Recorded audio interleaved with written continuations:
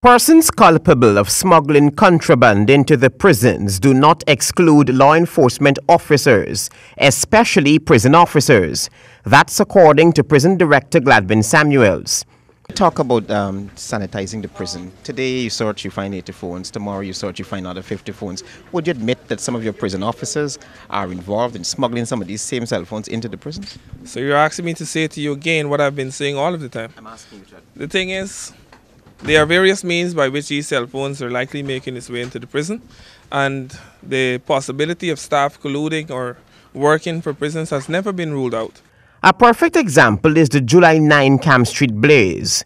Those prisoners who were transported to the Lusignan prison had the opportunity to tap into their Facebook accounts. Some went live on the internet from where they were being kept. Prior to the July 9 fire, searches conducted at the Camp Street jail and several contraband items, including cell phones, were seized. We would do random searches, and the record would show several staff would have been dismissed from the service.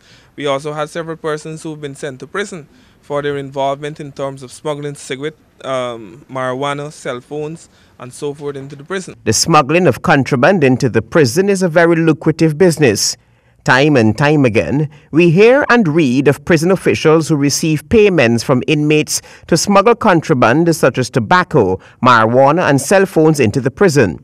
Because it is deemed to be a very lucrative business, persons will continue to take chances. Because if today to smuggle a cell phone into the prison is $7,000, $10,000, which information was clearly given at the last Commission of Inquiry by the famous Carl Brown, who said that he will continue to get phones because he will continue to pay people. All those persons that have been identified, the necessary steps were taken for them to be dismissed from the service or for them to be in prison. But the prison director wants the smuggling of contraband into the prisons to be drastically reduced, if possible, to be stopped completely.